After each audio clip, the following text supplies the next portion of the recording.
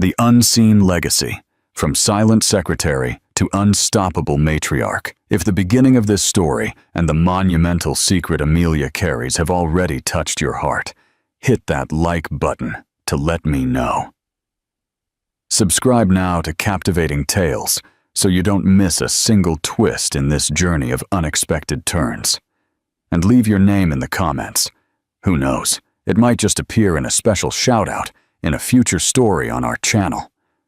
We want to share narratives that warm the soul and prove that even after the coldest termination, love can blossom threefold. Eleanor Vance, a name that to the world was synonymous with quiet efficiency, the impeccable executive assistant to corporate titan Harrison Thorne. But in the silence of her small flat in Brooklyn, a hand resting over her still flat belly, her name was a whisper, carrying a monumental secret. A secret that had the power to build an empire of love or shatter the foundations of her life forever. She carried not just the air of a man who barely knew of her existence beyond the office walls, but the seed of a love that blossomed in the most improbable of circumstances. A love she feared was as fragile as it was powerful. The life of Eleanor Vance at 22 years old was a tapestry woven with threads of responsibility and quiet ambition. Orphaned early, she learned to rely only on herself, transforming necessity into a driving force that propelled her through an executive assistant degree and, by a stroke of luck and undeniable competence, into the antechamber of power at Thorne Industries. The 50th floor of the glass and steel skyscraper in New York City was her domain, a place where order and anticipation were the currency. And at the center of this universe was him, Harrison Thorne. At 37, Harrison wasn't just the CEO, he was a force of nature. He had inherited his father's empire, but had multiplied it with a mix of strategic genius and an occasional ruthlessness that the financial market applauded. He was charismatic when he wanted to be, a predator in a suit and tie, with piercing gray eyes that seemed to see through spreadsheets and people with the same analytical intensity. Everyone at the company either feared him or desired him. Eleanor, to her own despair, did both. She wasn't immune to his charm, to the way he loosened his tie when he was frustrated, to the deep timbre of his voice on a Tokyo conference call in the middle of the night. But what set her apart from the others was that she saw beyond the facade. She saw the loneliness in his shoulders when he thought no one was looking, the fleeting hesitation before he made a ruthless decision. Eleanor was the guardian of his schedule, but also, unbeknownst to him, the silent witness to his humanity. She knew he preferred black coffee with no sugar, that he detested the sound of phone notifications during a meeting, and that he had a small, almost invisible scar above his right eyebrow, the result of a childhood bicycle fall, a story he had told her in a rare moment of ease. The connection between them was an invisible thread, woven into the daily grind of that high-pressure environment. Eleanor wasn't just an executor of tasks, she was an anticipator of needs. She organized his schedule with the precision of a general, but also ensured he remembered his mother's birthday and that a bottle of his favorite scotch was waiting for him after a particularly brutal day. Harrison, in turn, trusted her implicitly. She was the only one with unrestricted access to his professional life, and increasingly, to small glimpses of his personal life. This professional dynamic, however, was irrevocably altered on a chilly autumn Tuesday. The company was in the final negotiation phase of a merger that would redefine its place in the market. The pressure was a palpable monster that lived in the hallways and fed on employee exhaustion. For 3 consecutive days, Harrison and his team barely slept, entrenched in the conference room. Eleanor was there the whole time, ensuring the flow of coffee, documents, and information was uninterrupted. When the pre-agreement was finally signed, It was past 10 at night. An exhausted but satisfied silence fell over the 50th floor. People began to disperse, dreaming of their beds. "Mr. Thorne, your driver is waiting downstairs," Eleanor said, her voice a little hoarse from disuse. Harrison stood, looking at the shimmering, rain-soaked city through the glass wall of his office. He turned, and for the first time, Eleanor saw him look not like a CEO, but simply like a tired man. "Dismiss him, Eleanor," he said, surprising her. "I'll drive myself. Where do you live? I'll give you a ride." The offer was so out of character that Eleanor blinked, unsure if she had heard correctly. "You don't need to bother, sir. I'll take a taxi." "It's no bother. It's a thank you. You were essential these last few days. Come on." It wasn't a request. It was a soft command, and she had no reason to refuse. The silence inside the luxury sedan was different from the office silence. It was more intimate, filled only by the gentle hum of the engine and the hypnotic rhythm of the windshield wipers. The rain, which had been a fine drizzle when they left, turned into a downpour, a curtain of water that made driving dangerous. "What a storm," Harrison murmured, his eyes focused on the slick road. Suddenly, a blinding flash was followed by a clap of thunder that seemed to shake the car. The streetlights ahead flickered and went out. Traffic stopped. "Looks like we're not going anywhere soon," he said with a sigh of resignation. He looked sideways and noticed a small establishment with a neon sign that flickered bravely against the storm. The Daily Grind Cafe. "How about we wait out the rain with some real coffee instead of that sludge we drink at the office?" he suggested, with a half smile that transformed his severe face. The Daily Grind Cafe was the polar opposite of their world. It was small, with exposed brick walls, rustic wooden tables, and the delicious smell of roasted coffee beans and cinnamon rolls. The sound of rain on the window created a sense of refuge, a sanctuary against the outside world. Away from the non-stop phones and the pressure of the merger, the dynamic between them changed. He wasn't the CEO, and she wasn't his executive assistant. They were just two people sharing a table on a stormy night. "I never imagined you'd frequent places like this," Eleanor said, holding the warm mug with both hands. Harrison chuckled, a genuine, unguarded sound she had never heard before. "I don't, but maybe I should. This reminds me." He paused, looking at a distant point. "Before all this," he gestured vaguely, as if all this were the weight of the world, "I wanted to be an architect. I used to spend hours in cafes like this, sketching buildings that would never be built." Eleanor was fascinated. "An architect? Why didn't you pursue that path?" His face closed off slightly. "My father. The empire. It was my duty, my destiny. Sometimes, destiny is just a gilded cage." The confession hung between them, vulnerable and raw. To return the trust, Eleanor shared a piece of herself. "I love design," she said, almost in a whisper. "Not of buildings, but of moments. I have a notebook where I create themed birthday parties, entire weddings. I design the invitations, the decorations, the cake." She offered a shy, self-deprecating smile. "It's silly, I know." "It's not silly," Harrison said, leaning forward, his gray eyes fixed on her with an intensity that made her hold her breath. "It's passionate. It shows you see the beauty in small things." They talked for hours, about books, about movies, about abandoned dreams and secret hopes. Eleanor saw the man behind the myth, a man with regrets, with a dry sense of humor, and with a genuine curiosity about the way she saw the world. Harrison, in turn, was captivated by the woman behind the efficiency, a woman with a creative soul, a quiet strength, and a kindness that disarmed him. When the rain finally slowed to a light drizzle, a comfortable silence settled between them.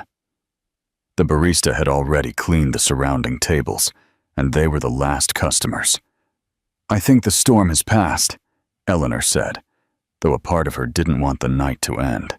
"Yes," Harrison replied, his voice low. "It has." They rose and stepped out into the cool, clean night air. On the way back to the car, under the yellowish glow of a street lamp, he stopped. He turned to her, and the sudden proximity made Eleanor's heart race. He raised his hand and gently brushed a damp strand of hair from her face. His fingers lingered on her cheek, and the touch sent an electric shock through her entire body. He leaned in, and Eleanor closed her eyes, waiting. The whole world seemed to stop at that moment. The anticipation was a perfectly tuned note. His lips were millimeters away, but then a taxi passed, its headlights sweeping the street and breaking the spell. Harrison recoiled, as if waking from a trance. An indecipherable expression crossed his face, a mixture of desire and panic. "We better go," he said, formality returning to his voice. The rest of the drive to Eleanor's flat was made in a dense, heavy silence. But something had changed forever. The boundary between CEO and executive assistant had been dissolved that night at the cafe. In the days that followed, the tension between them was almost unbearable. A prolonged glance across the meeting room, an accidental brush of hands while reaching for a document, the way he said her name. The memory of that night and the almost kiss hung between them, an unfulfilled promise. The genuine affinity they felt, the sense of being truly seen by each other, was a magnetic force pulling them closer.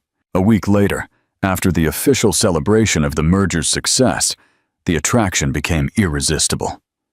Driven by the memory of the raw, real connection they shared, away from the curious eyes of the company, they surrendered. It wasn't an unthinking act, but the culmination of months of silent admiration and one night of shared vulnerability. In a moment that felt as inevitable as the storm that brought them together, they found themselves in each other's arms. It was in that encounter, born from a moment of true emotional affinity, that the seed of Eleanor's future was planted. A few weeks later, heart pounding uncontrollably, she stared at the 2 pink lines on a pregnancy test. A whirlwind of emotions flooded her, a wave of protective joy, followed by a current of icy fear. She was pregnant. Pregnant with Harrison Thorne's child. The man who dominated her professional world and who, for one magical night, had shown her his soul. She held the biggest secret of her life, a secret that intertwined her future with his in a way she never could have imagined. With a mix of hope and dread, she wondered how and when she would tell him, dreaming that this news would be the bridge to build something real and lasting, not realizing that the foundations of her world were about to be shaken by a betrayal she could never predict. In the weeks that followed the night that changed everything, Eleanor lived in a state of suspended hope. The secret she carried in her womb was a small, trembling flame that she protected from the world with every fiber of her being. The routine on the 50th floor continued, but for Eleanor, everything was different. Every coffee she served Harrison, every document she handed him, was an act laden with new meaning. She observed him through a new prism, searching in the man who commanded an empire for the traits of the father he could become. She saw the way he listened intently, the seriousness with which he weighed his decisions, and imagined that same concentration turned towards a small being who depended on him. She saw the rare kindness he showed her, a softer, "Thank you, Eleanor," a gaze that lingered a second longer, and her heart filled with a fragile courage. She wasn't a deluded fool. She didn't expect a diamond ring or a public declaration. What she yearned for was the connection of the Daily Grind Cafe, the promise of authenticity from that rainy night.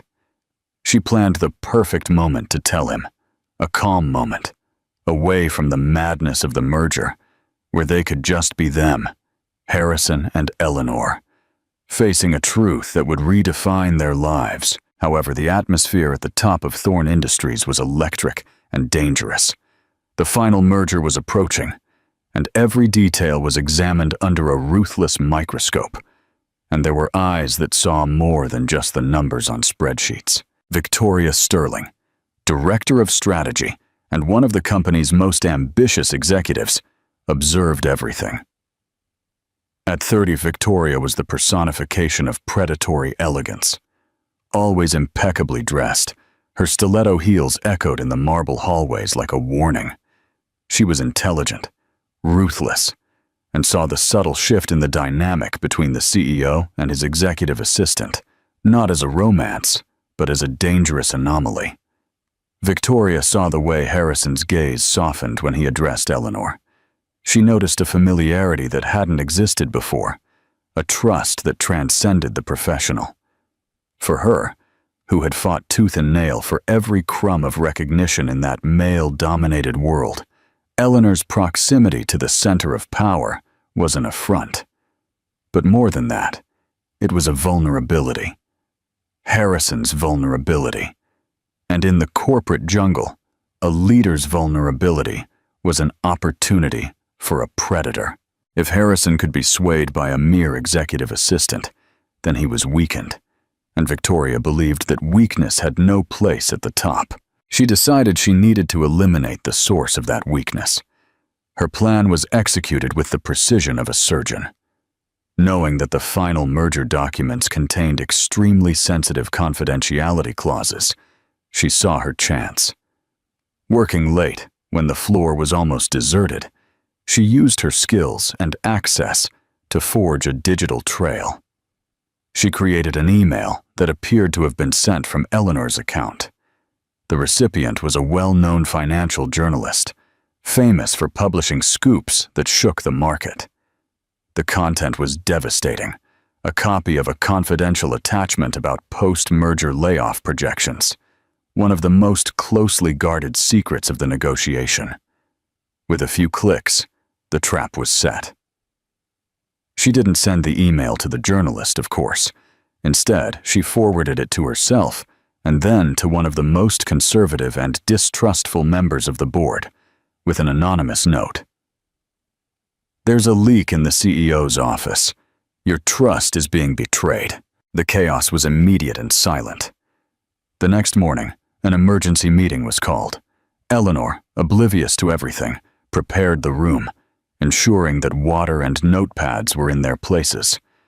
She felt the tension in the air, but attributed it to the final stress of the merger. She couldn't have known that, in the next room, Harrison was being pressured.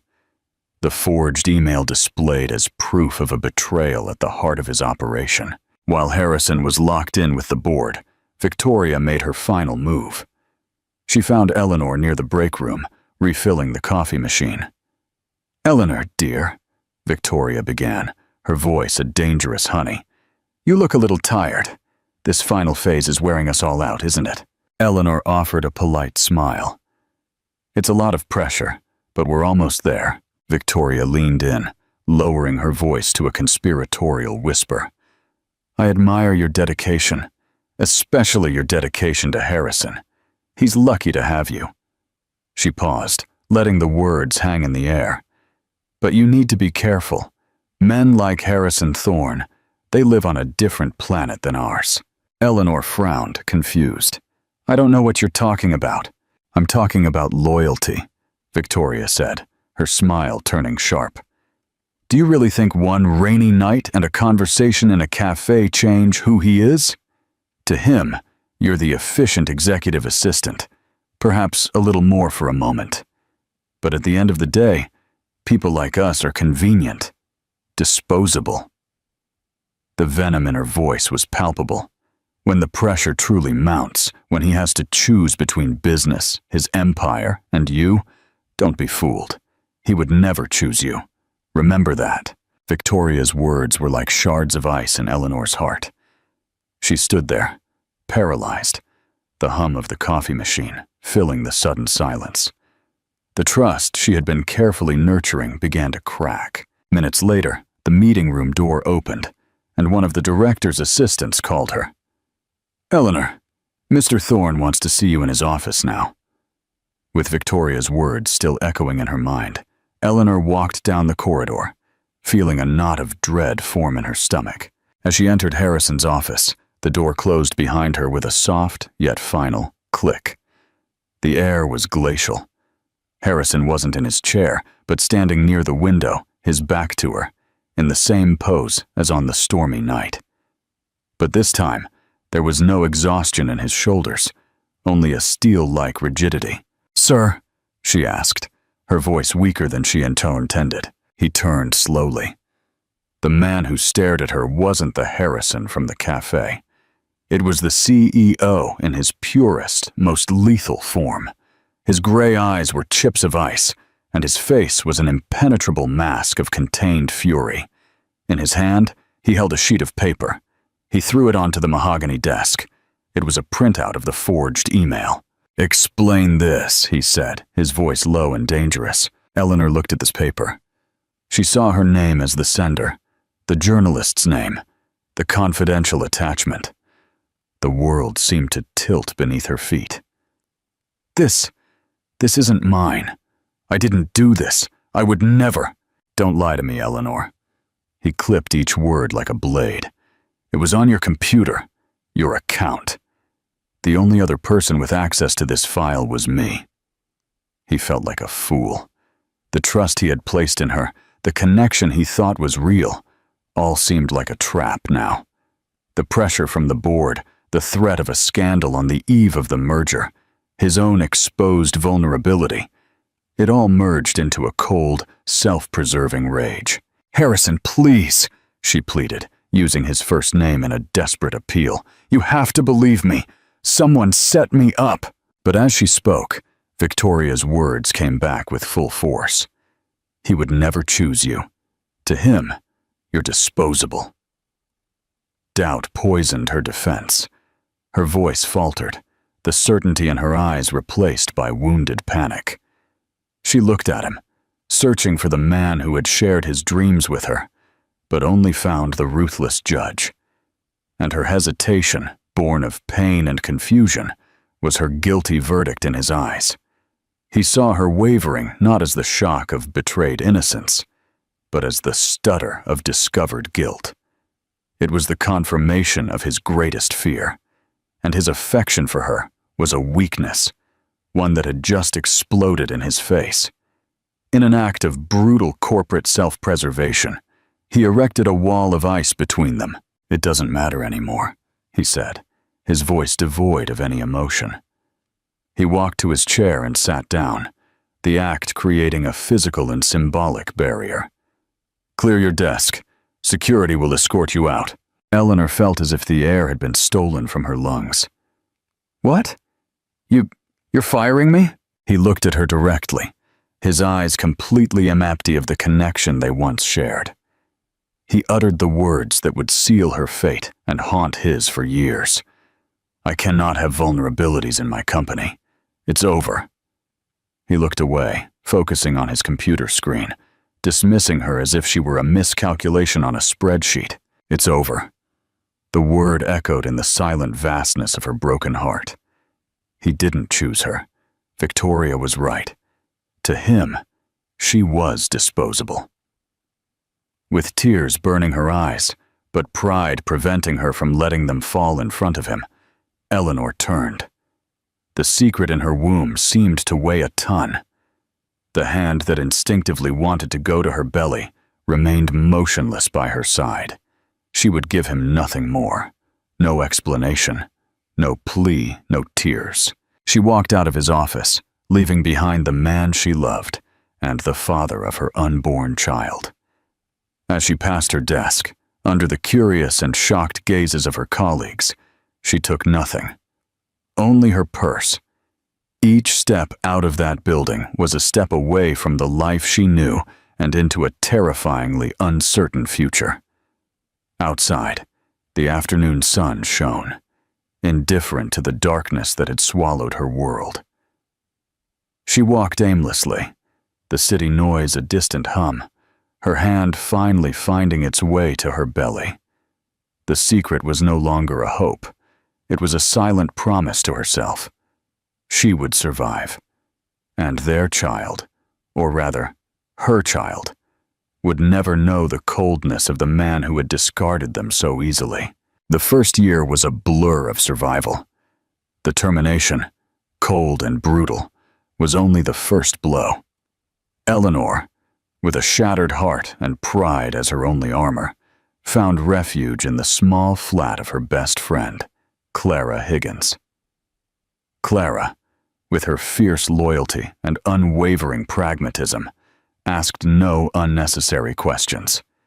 She simply opened the door, hugged a catatonic Eleanor, and said, "You stay as long as you need. We'll figure this out." Clara's "we" became Eleanor's lifeline.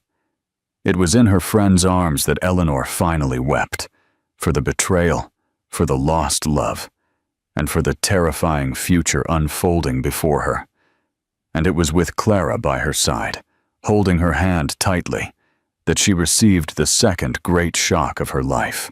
In the cold room of an ultrasound clinic, in a public clinic, the doctor, after a long silence, adjusted the monitor. "Well, Ms. Vance," he said, with a tone of contained astonishment, "it seems you have quite a surprise here. It's not one, it's three." "Three?" The word echoed in the room. Triplets. Eleanor looked at the screen, at the three small, pulsating blurs. Terror and wonder hit her with equal force. Three hearts beating in unison with hers. The weight of Harrison's dismissal, of his coldness, seemed to triple. How would she manage?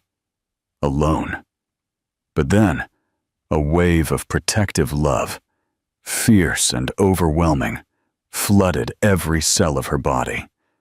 The fear didn't disappear, but it was pushed aside by a steel determination.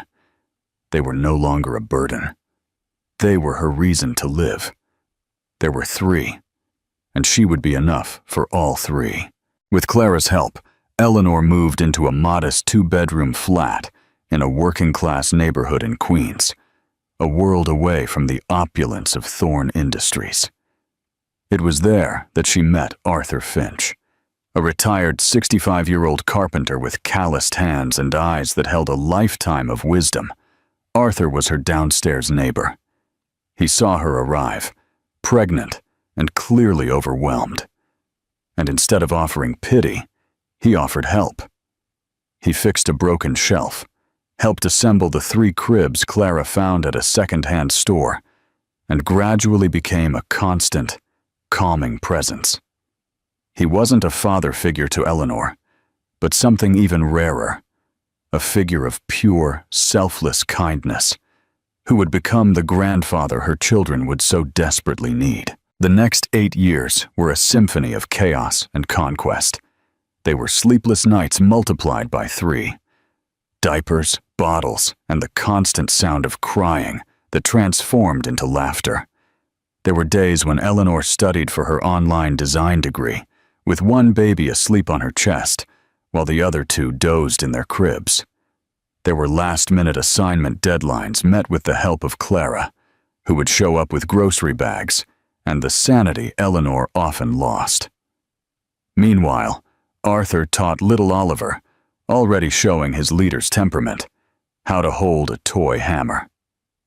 William, the silent observer, watched every move with intense concentration, while Henry, the dreamer, contented himself with drawing colorful circles on scraps of wood the old carpenter gave him. Eleanor's dream, once a pastime in a notebook, began to take shape. She organized a first birthday party for a neighbor's child, with almost no budget but infinite creativity. The party was a success, and word of mouth began. Thus, humbly, Dreamweaver Events was born. The scene of her graduation marked the turning point in her life. At 30, wearing the cap and gown that cost months of savings, Eleanor sat among hundreds of other graduates, but her eyes were fixed on a spot in the audience.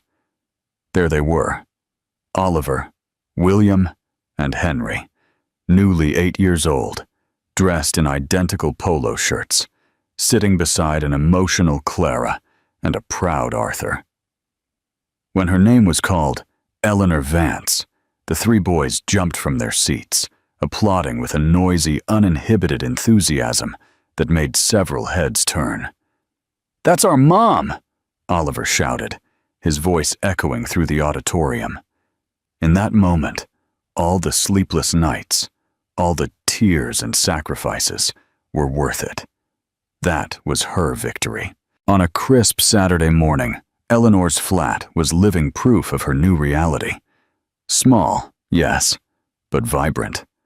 The walls were covered with the boys' drawings, and Dreamweaver Events was no longer just a dream, but a growing business with a full schedule. In the middle of the living room, an imposing structure was taking shape, a gigantic cardboard castle. "The tower needs to be taller," declared Oliver, the born leader, trying to balance another paper towel roll on top of the precarious structure. His features already mirrored Harrison's, the same determined jawline, the same intensity in his gaze. "Careful, Oliver. It's going to fall," warned William, the most sensitive of the three. With a paintbrush in hand, he was meticulously painting delicate flowers and vines on the castle walls, his brow furrowed in concentration. He had Eleanor's dreamy eyes and her gentle soul. "It won't fall if we put a support here," interjected Henry, the intelligent mediator. He analyzed the structure with the precision of an engineer. "Mom, if we use that string and a paperclip, I can make a real working drawbridge." Eleanor, with paint smudges on her face and glue in her hair, laughed, the happiest sound in the world. "Great idea, my little engineer." She sat on the floor amidst her three little miracles and helped build Henry's drawbridge. It was a chaos of cardboard, paint, and laughter. A perfect chaos. This was her empire. It wasn't made of glass and steel, but of love, resilience, and imagination. Meanwhile, hundreds of miles away, in the aseptic silence of a luxury penthouse in Manhattan, Harrison Thorne lived in an empire of another kind. The merger's success had catapulted him into the stratosphere of the business world. He was richer, more powerful, and more respected than ever. And lonelier. His penthouse was a testament to his success. Vast, minimalist, with floor-to-ceiling windows offering a panoramic view of a city he had conquered.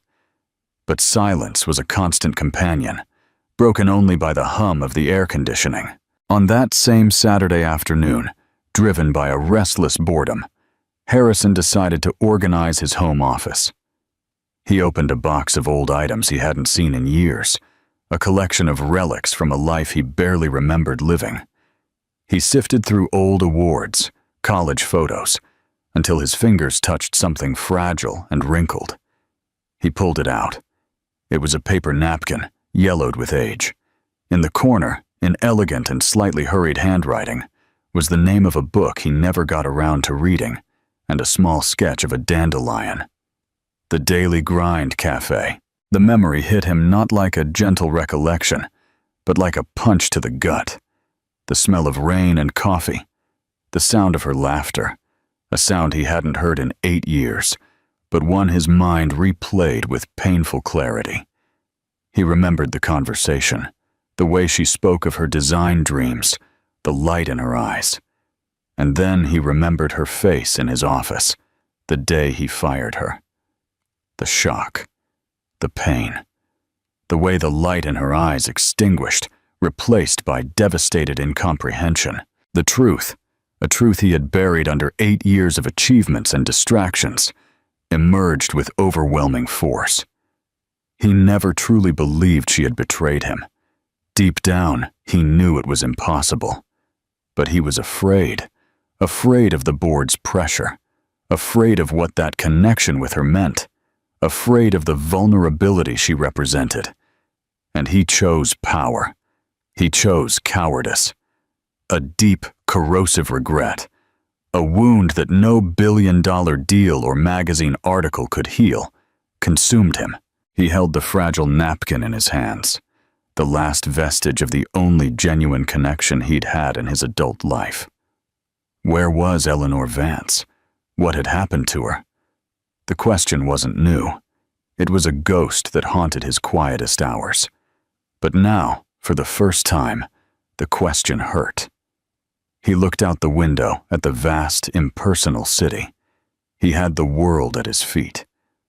But that afternoon, Harrison Thorne realized he had lost the only thing that truly mattered. The success of Dreamweaver events grew organically and steadily.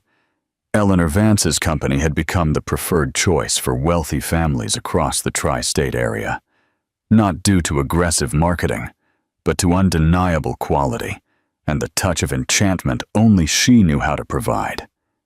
Each event was an ephemeral work of art, built with the passion she once confided to Harrison in a rainy cafe. One afternoon, a call changed the scale of her business. It was the assistant of Sir Alistair Caldwell, one of the country's most influential industrialists, a name that frequently appeared in business columns. He wanted to hire Dreamweaver events for his grandson, Edward's 8th birthday.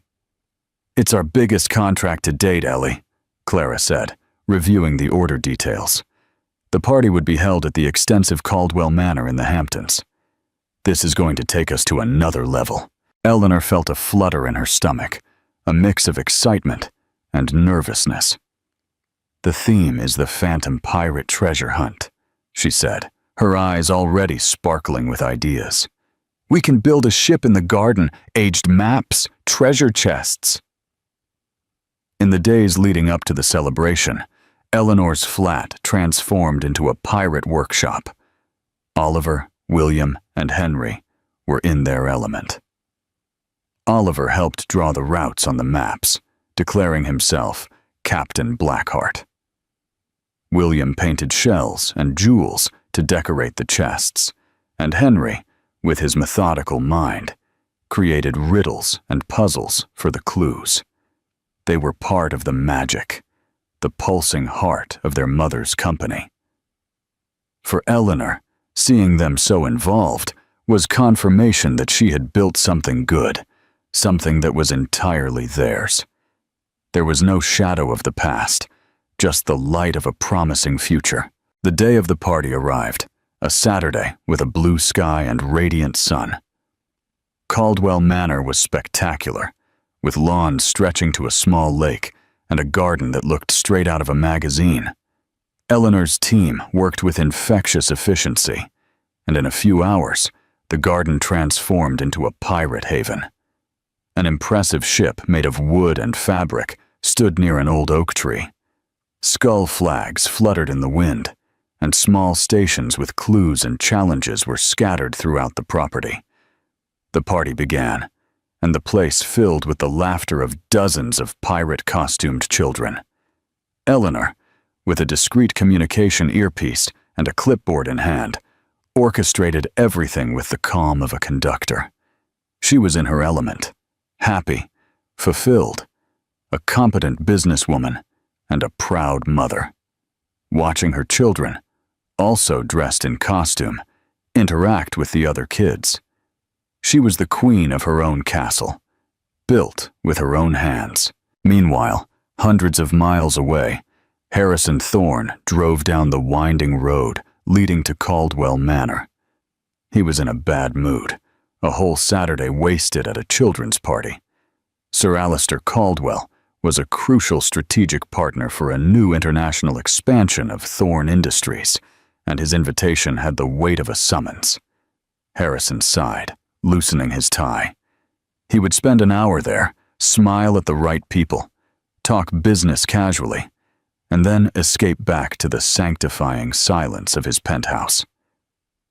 He prepared himself for the social falseness, for the empty conversations, completely oblivious to the fact that he was driving towards the epicenter of an earthquake that would shake the foundations of his life. Upon arrival, he was greeted by Sir Alistair himself. "Harrison, glad you could make it.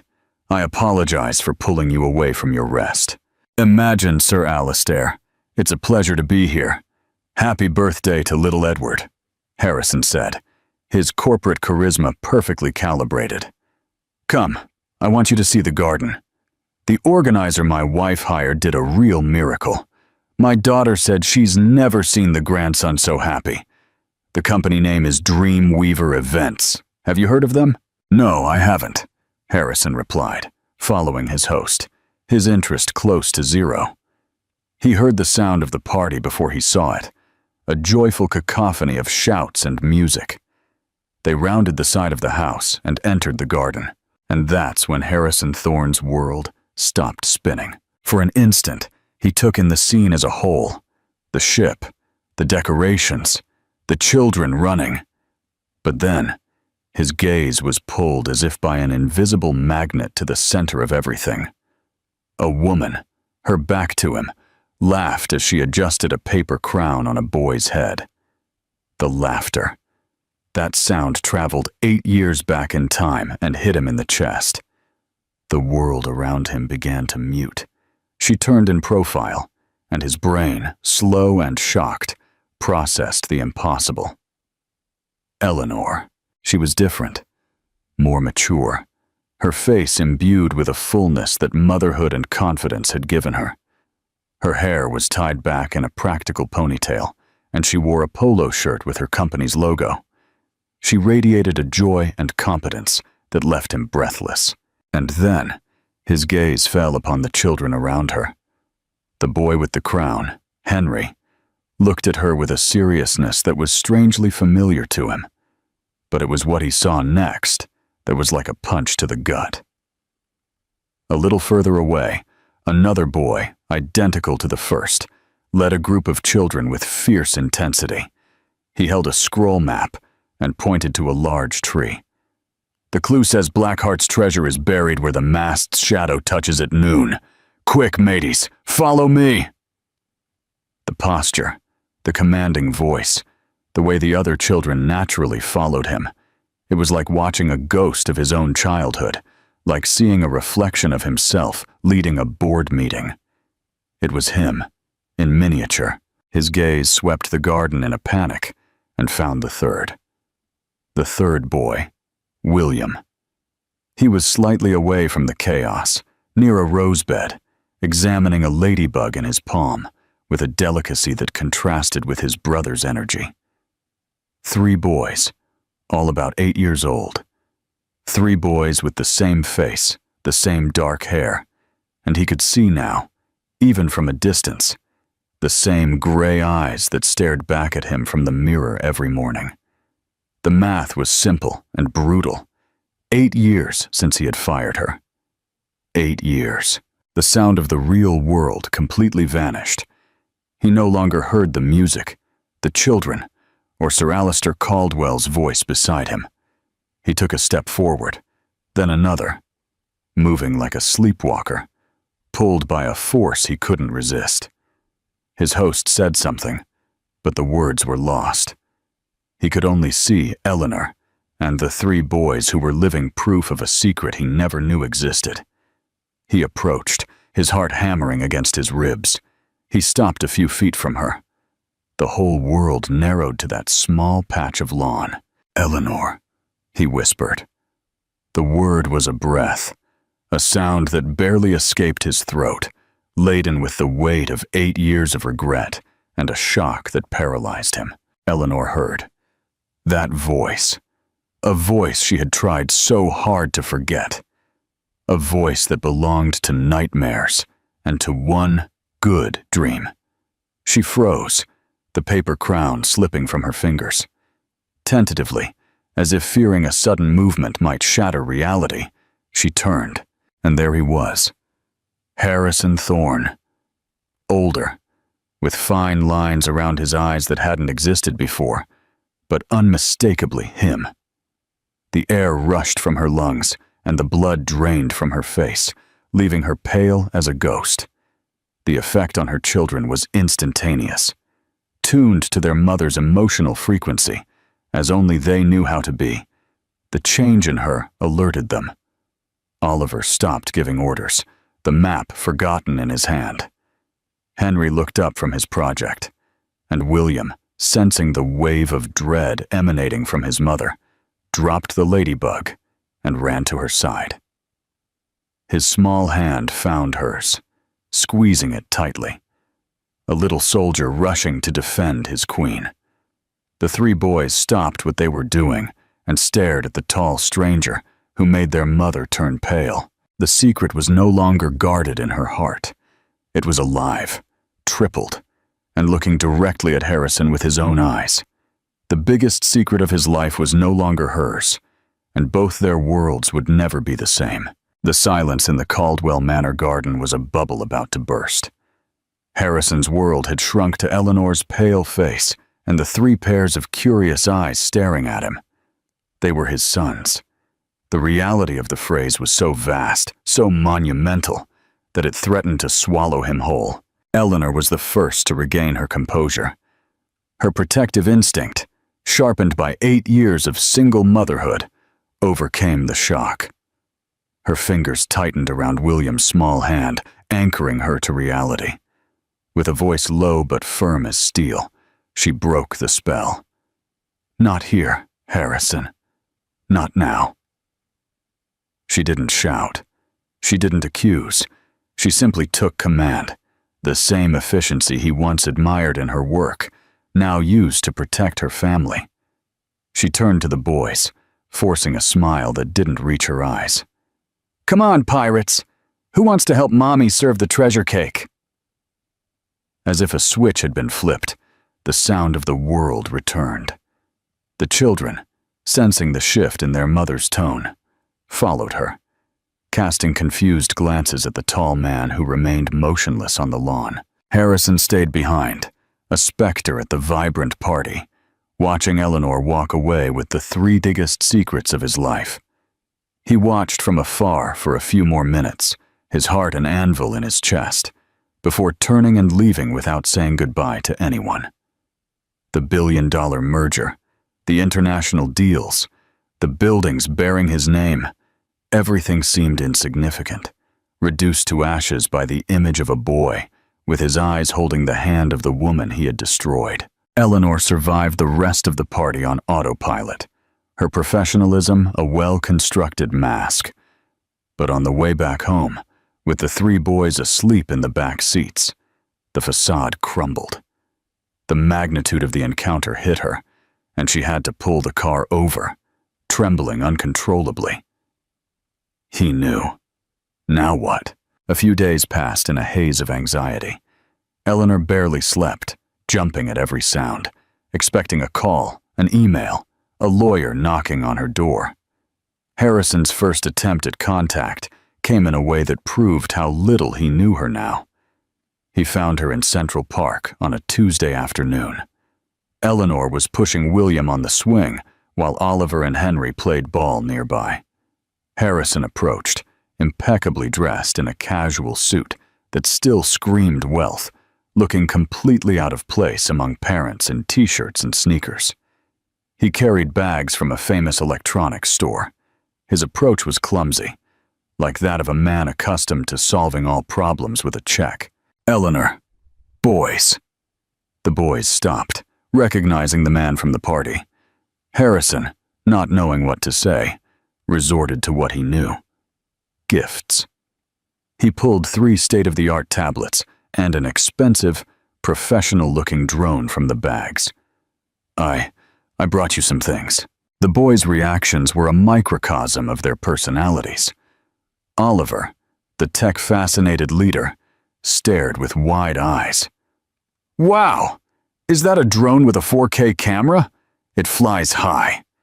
He took a step forward, curiosity overcoming caution. William, however, the more sensitive one, recoiled behind Eleanor's legs when Harrison turned on the drone and the propellers began to hum. "Mom, it's too noisy, I don't like it," he whispered, his face frightened. Henry, the observer, didn't move. He didn't look at the tablet offered to him. His intelligent, analytical eyes were fixed on Harrison, not with anger, but with deep distrust. He wasn't evaluating the gifts. He was evaluating the man. The scene was painful. Eleanor saw Harrison's attempt for what it was, a shortcut, a transaction. She stepped forward, placing herself between him and her sons. Her voice was calm, but laden with the authority of 8 years of sacrifice. "Harrison, turn that off." He obeyed, surprised. "They don't need things, Harrison. They need presence." The phrase, direct and true, hit him harder than a shout. You can't disappear for 8 years and think you can buy their attention with expensive gifts. That's not how it works. Not in our lives. Defeated, Harrison stood still, the luxury bags dangling from his hands like symbols of his failure. He had commanded boardrooms, intimidated rivals, and built an empire.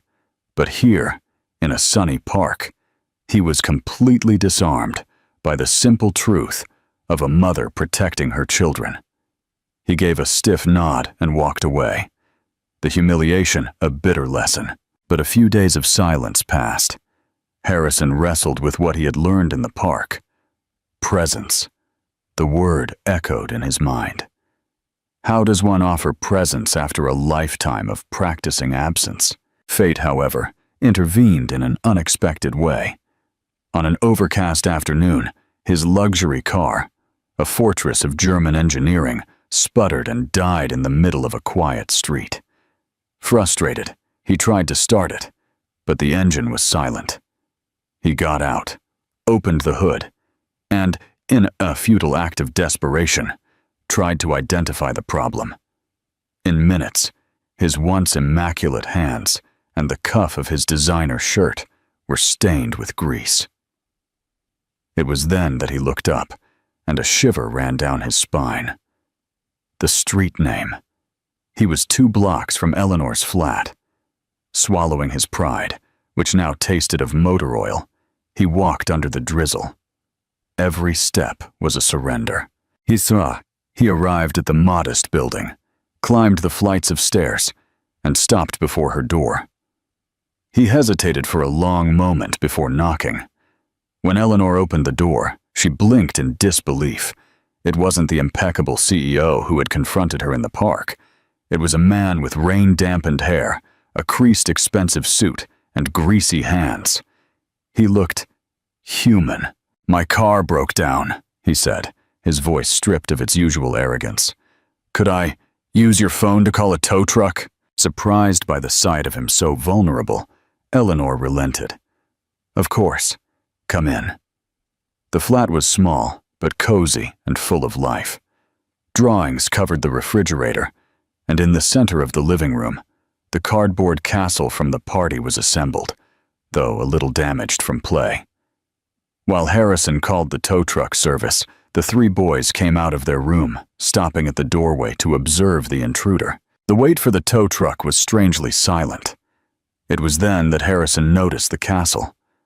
One of the towers was crooked, and the drawbridge Henry had envisioned was just a fallen piece of cardboard.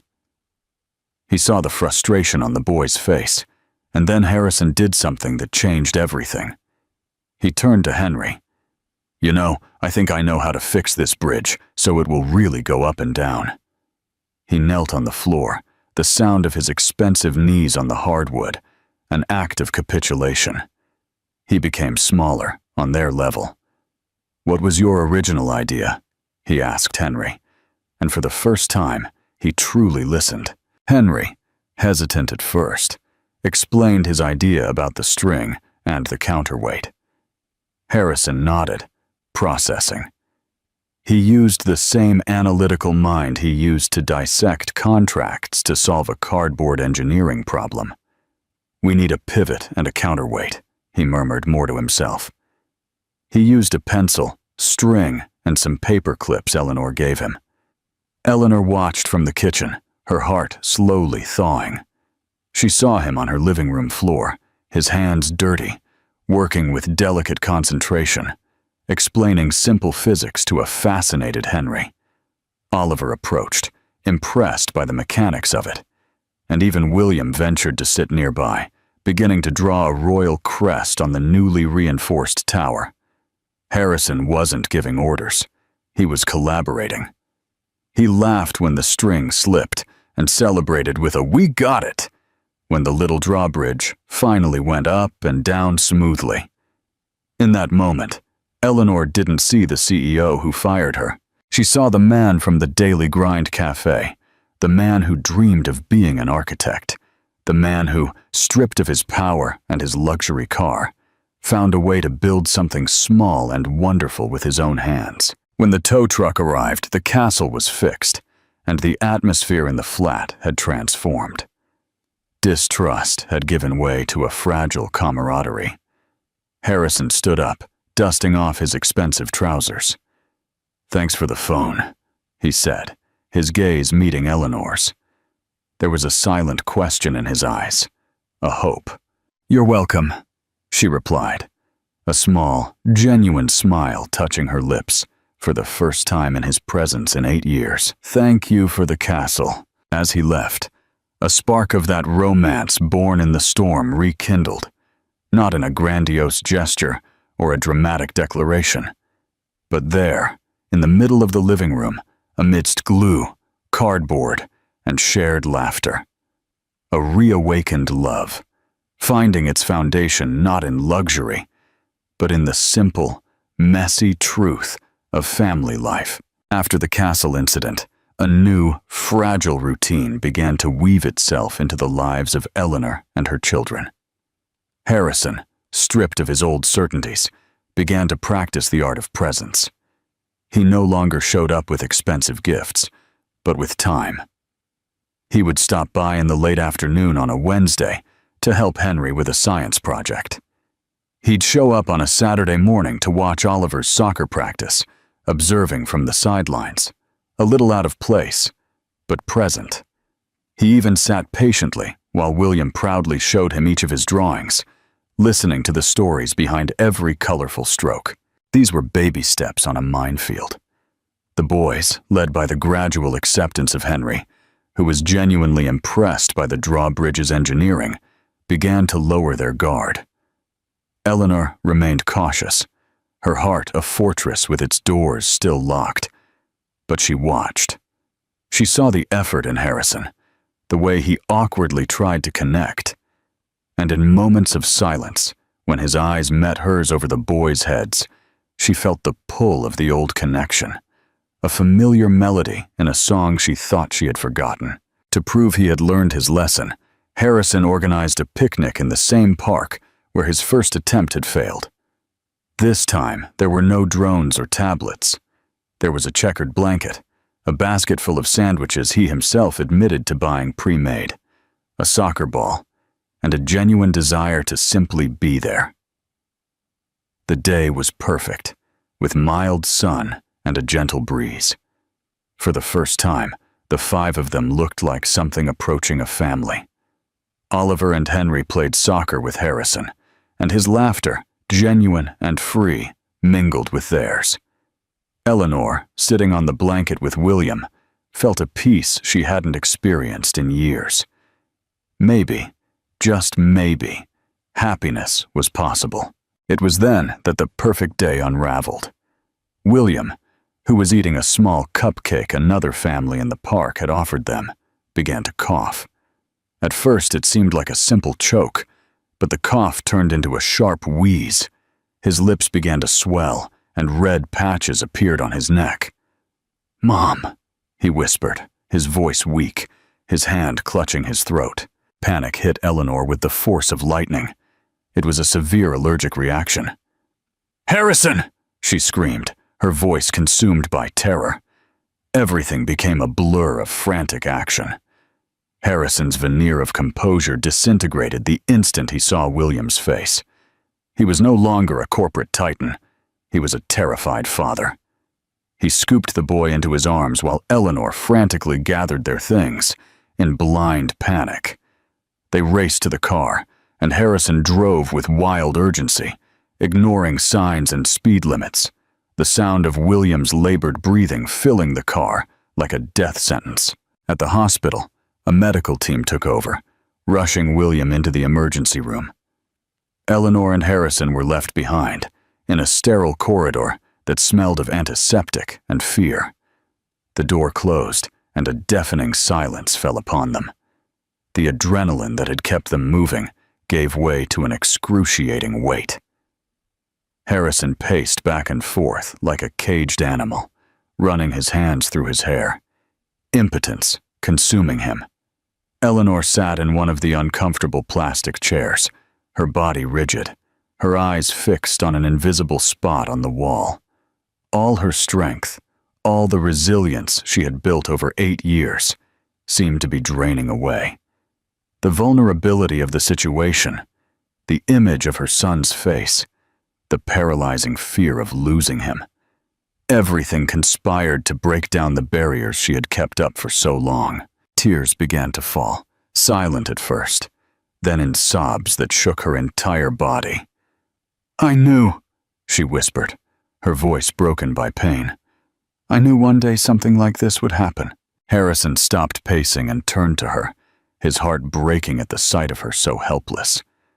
"I spent 8 years doing everything alone," she continued, the words gushing out like a breaking dam. "Every fever in the middle of the night, every scraped knee, every nightmare, it was always me. I was so afraid that something like this, something really serious would happen, afraid that I wouldn't be enough, that I would fail them, that I would be alone when I needed it most." Harrison knelt in front of her, taking her cold hands. He had no words. There was no fix for that pain. So he simply pulled her into a hug, holding her tightly as she wept on his shoulder, releasing the weight of almost a decade of solitary fear. And in that hospital corridor, holding the woman he loved, and who was crumbling because of their son, the last layer of Harrison's armor shattered. With a choked voice, raw with an emotion he had repressed for years, he made his confession. "It's my fault, Eleanor." He pulled her back slightly so he could look into her tear-filled eyes. "It's all my fault. I was a coward. I loved you that night at the cafe, and I loved you the day I fired you. But I loved my power more. I loved the illusion of control, the security of my empire. And that cowardice cost me 8 years of your life and my children's lives. It cost me everything that truly matters." The confession was brutal in its honesty. There were no excuses, just the naked, raw truth. He hugged her again, his face buried in her hair. "Forgive me, Eleanor. Not for the money or the help. Forgive me for the loneliness. Forgive me for not being there." They stayed like that, two broken human beings holding each other amidst the chaos, until a figure in white approached. A nurse with a gentle smile. "Ms. Vance, he's stable. The medication worked, and his breathing is normal. He's sleepy, but he asked for you." A relief so profound it was almost painful washed over Eleanor. She stood up, her face tear-stained, but her eyes shining with a new light. She wiped her face with the back of her hand and began to walk towards the room. Harrison remained behind, assuming that this moment was hers alone. But then, Eleanor stopped at the doorway. She turned and looked at him, standing there, looking lost and vulnerable. She walked back to him. With a tenderness he hadn't felt in an eternity, she raised her hand and touched his face. The gesture was intimate, a forgiveness, an acceptance. "Stay," she said softly, her voice still hoarse, but clear. And then she uttered the words that redefined their world, the absolution he didn't even know he desperately needed. He'll want to see his father when he wakes up. The word father hung in the sterile hospital air, laden with the weight of 8 years of silence. It was the first time she recognized him as such. It wasn't just forgiveness. It was an invitation. It was the fortress door opening. Eleanor gave him one last look, a look that promised a new beginning, and entered the room to be with their son. Harrison stood in the corridor, the echo of that single word rebuilding his universe, piece by piece. The months that followed the hospital crisis were like the slow, careful reconstruction of a house after an earthquake. The word father, spoken by Eleanor in that sterile corridor, was not a period, but a foundation. Upon it, Harrison and Eleanor began to build something new, brick by brick. Harrison's presence became a constant, no longer a visit, but part of the landscape of the boys' lives. He learned the secret language of their small tribe. He learned that Oliver, despite his leader facade, needed sincere praise to feel secure. He learned that Henry opened up more when they talked about how things worked, whether it was a car engine or a video game. And he learned that the way to William's heart was through calm, patience, and a genuine interest in his fantasy worlds. He was there for Henry's science presentation, for Oliver's swimming championship, and to give a standing ovation at the school play where William was a silent tree, but, in his father's eyes, the most important part of the scenery. Eleanor observed this transformation with a cautiously optimistic heart. The evenings, after the boys were asleep, were filled with whispered conversations in the kitchen, sharing stories of the day, fears, and small victories. They were rediscovering each other, not as the Sua and the executive assistant, but as Harrison and Eleanor, parents and partners in a complex and beautiful dance. The pinnacle of Eleanor's journey, however, was yet to come. Dreamweaver events had grown so much that the small flat no longer accommodated its operations. With a small business loan and every penny she had saved, she realized her biggest dream: the inauguration of the company's new and expanded headquarters. It wasn't just an office, it was a creativity hub, a spacious and brightly lit area with an indoor play zone, a mini kitchen for baking workshops, and walls she herself had painted in vibrant colors. The inauguration day was a celebration of Eleanor's triumph over adversity. The place was packed with laughing children, chatting parents, and an atmosphere of pure joy. Colorful balloons floated to the high ceiling, and a cascade of fairy lights created a magical glow throughout the space. Eleanor, radiant in a simple but elegant dress, was the center of everything, receiving hugs, thanking clients and friends, her face a portrait of happiness and pride. Her boys ran around the place, the true masters of the party, proudly showing off Mommy's company to their friends.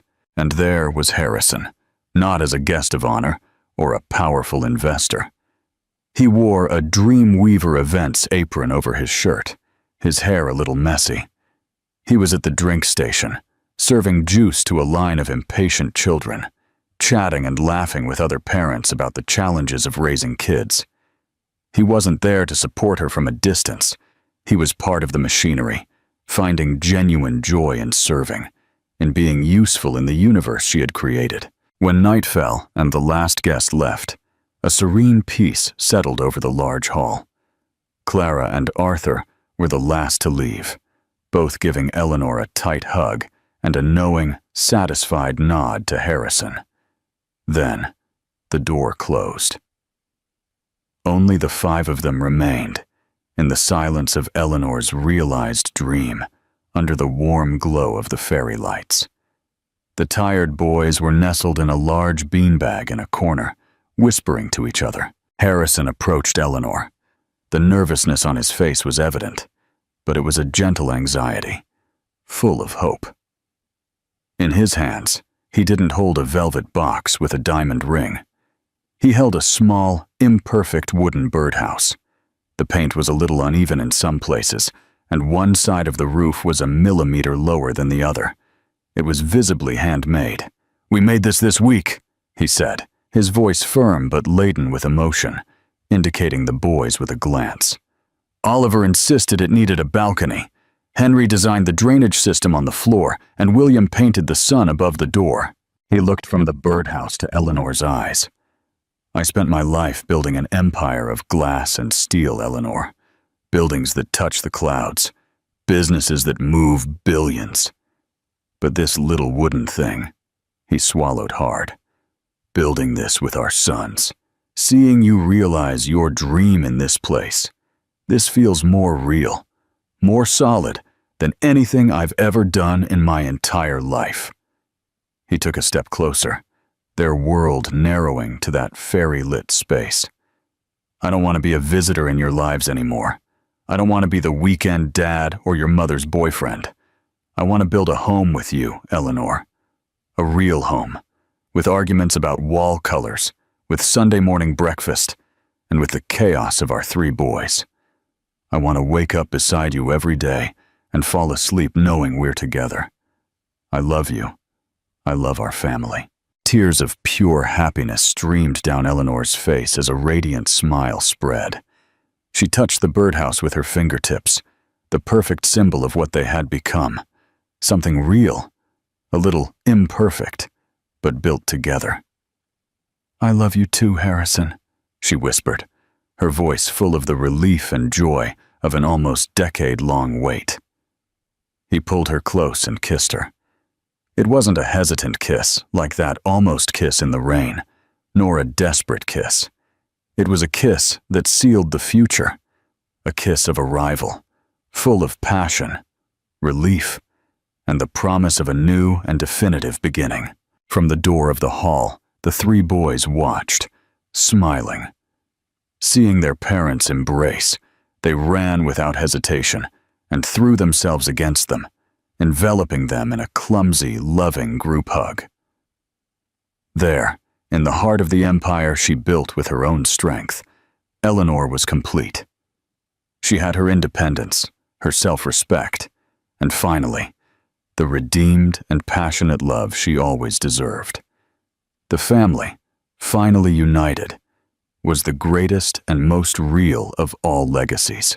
And so, with the building of a new home, another story ends here on our channel. So, did you like it? If the journey of Eleanor, Harrison, and their 3 boys captivated you until the end, and you believe everyone deserves a second chance at love, then don't forget. Subscribe now to Captivating Tales and activate the bell to receive notifications. Your like also helps the channel grow a lot. Thank you very much for your company, and I'll see you in the next thrilling story.